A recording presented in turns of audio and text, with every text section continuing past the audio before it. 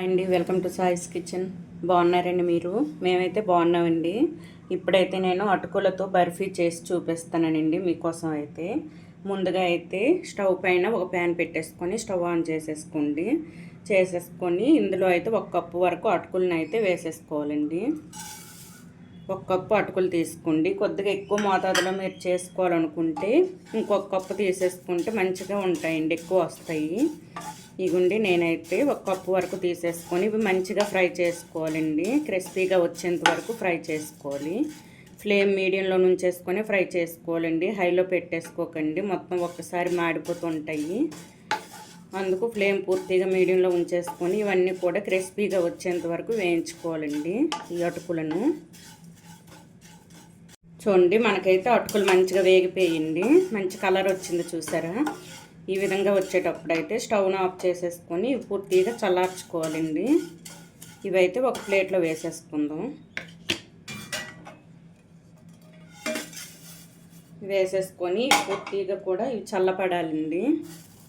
చూసారా, ఈ విధంగా వేయించుకోవాలి, మంచి క్రిస్పీగా వచ్చేటట్టు వేయించుకోవాలండి. ఇప్పుడు పూర్తిగా చల్లార్చుకొని మిక్సీ పట్టుకుందాం అండి.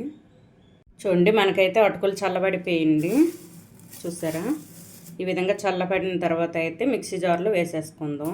ఇవైతే కొద్దిగా లావు అటుకులు తీసేసుకున్నా పర్వాలేదండి. ఇవైతే పలచటి అటుకులండి. ఇవి లావుగున్నవైనా పర్వాలేదు. మనకి బర్ఫీకి అయితే లావుగున్నవైతే ఇంకా మంచిగా వస్తుందండి బర్ఫీ అయితే. ఇప్పుడు ఇవైతే ఒక మిక్సీ జార్ తీసేసుకొని మిక్సీ జార్లో వేసేసుకుందాం అండి. ఇప్పుడు ఇందులోని ఒక 15 లాగా జీడిపప్పునైతే వేసుకుంటున్నాను. ఒక 10-15 లాగా జీడిపప్పునైతే వేసేసుకోండి. ఇప్పుడు మెత్తగా మిక్సీ పట్టుకుందాం అండి.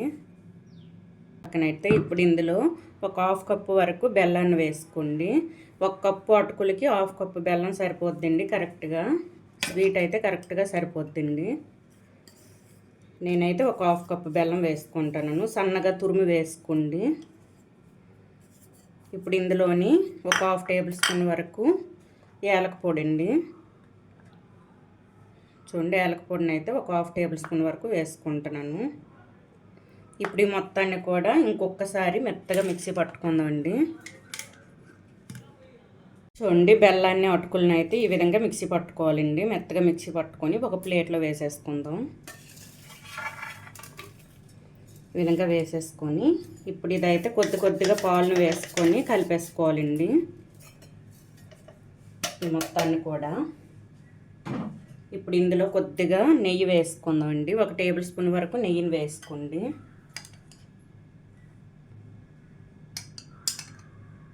అంతే అండి. ఇప్పుడు ఇదైతే కొద్దిగా పాలను వేసుకుంటూ కలిపేసుకోవాలి. చూసారా, ఈ విధంగా పొడిగా ఉంది కదండి. ఈ మొత్తం కూడా ఒకసారి ఈ విధంగా పొడిదే కలిపేసుకోండి. ఈ విధంగా కలిపేసుకొని ఇప్పుడు ఇందులో అయితే కొద్దిగా ఎక్కువ పాలను అయితే వేసుకోకండి.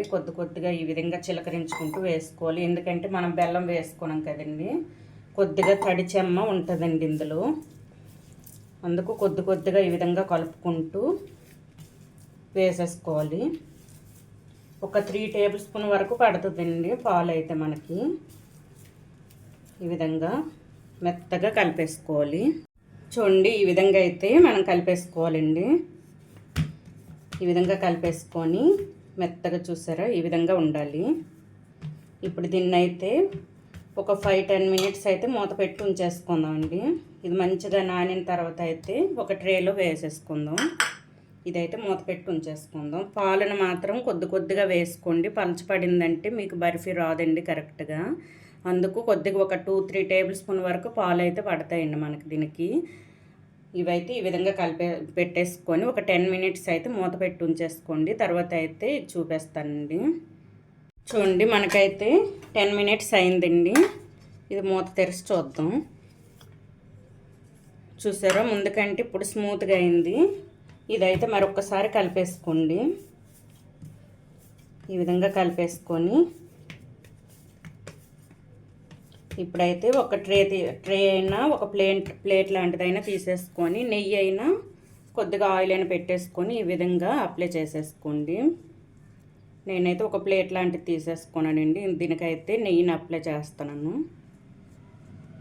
ఇప్పుడు దీంట్లో అయితే మనం రెడీ చేసుకున్న ఇదైతే వేసేసుకుందాం. చూడండి మొత్తాన్ని కూడా ఈ విధంగా సరి చేసుకోవాలండి, ఎక్కడ ఎక్కువ తక్కువ లేకుండా ఈ విధంగా మొత్తం కూడా చేసేసుకోవాలి.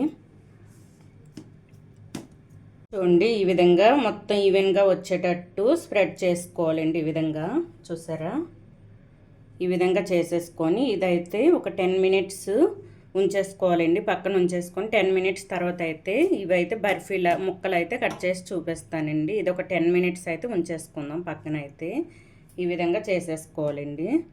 10 మినిట్స్ తర్వాత అయితే మనకు కట్ చేయడానికి మంచిగా వస్తాయండి బర్ఫీ అనేది. అందుకోసమని ఒక 10 మినిట్స్ పక్కన పెట్టేసుకుందాం. చూడండి మనకైతే అటుకుల బర్ఫీ రెడీ అయిపోయినట్టండి. ఇది చల్లపడింది. ఇప్పుడు ఈ సైడ్స్ చాక్తో లూజ్ చేసుకొని ఒక ప్లేట్ తీసేసుకుందాం అండి. చూడండి ఈ విధంగా మనం వేయంతో ఈ విధంగా అనుకుంటూ వచ్చేస్తుందండి. చూసారా, ఇప్పుడు దీన్ని అయితే ముక్కలుగా కట్ చేసుకుందాం. ఈ విధంగా చుట్టూ కూడా మంచిగా ఈ విధంగా చేసుకుంటూ ఇప్పుడైతే ముక్కలు కట్ చేసుకుందాం అండి. మీరు దారంతో చేసుకుంటే ఇంకా నీట్గా వస్తుందండి, కానీ మనం చాక్తో ఈ విధంగా చేసుకొని చూపిస్తానండి మీకైతే. మీకు ఏ సైజులో కావాలంటే ఆ సైజులో అయితే కట్ చేసుకోవచ్చు. చూడండి ఈ విధంగా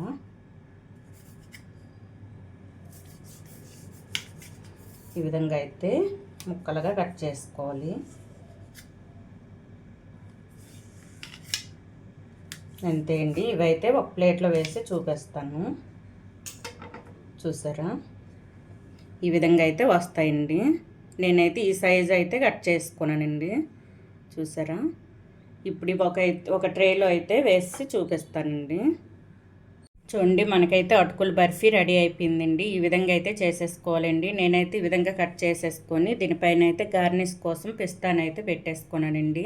మీ దగ్గర ఏ డ్రై ఫ్రూట్స్ ఉంటే ఆ డ్రై ఫ్రూట్స్ని అయితే ఈ విధంగా గార్నిష్ చేసేసుకోవచ్చు. ఈ విధంగా చేసుకోవడం వల్ల ఇంకా మనకి తినడానికి ఇంకా దినుగు ఉంటుందండి, ఆకర్షణీయంగా ఉంటుంది చూడడానికి. చూసారా, సూపర్గా వచ్చిందండి మనకైతే. మీరు ఈ సైజులో కావాలంటే ఈ సైజులో అయితే కట్ చేసుకోండి. పెద్ద సైజులో కావాలంటే పెద్ద సైజులో కూడా కట్ చేసుకోవచ్చండి. చూసారా, ఈ విధంగా ఈ లావ్ అయితే ఉండాలండి మనకి బర్ఫీ అయితే. చూడండి ఈ విధంగా చేసేసుకొని మనం వేసుకున్న బెల్లం కూడా కరెక్ట్గా సరిపోయిందండి స్వీట్ అయితే. చూసారా, ఈ విధంగా అయితే ఉంటాయండి. పిల్లల నుంచి పెద్దల వరకు అంతమంది కూడా ఇష్టంగా తింటారండి బర్ఫీ అయితే. మనం బెల్లంతో చేసేసుకున్నాం కాబట్టి ఏం పర్వాలేదండి, పిల్లలకి ఇవ్వచ్చు, పెద్దవాళ్ళకి కూడా తినొచ్చండి ఈజీగా అయితే. ఈ విధంగా అయితే చేసేసుకోండి. ఈ అటుకుల బర్ఫీ రెసిపీ కనుక మీకు నచ్చినట్లయితే అండి లైక్ చేయండి, షేర్ చేయండి, నా ఛానల్ను సబ్స్క్రైబ్ చేసుకోండి. ఓకే, బాయ్ అండి.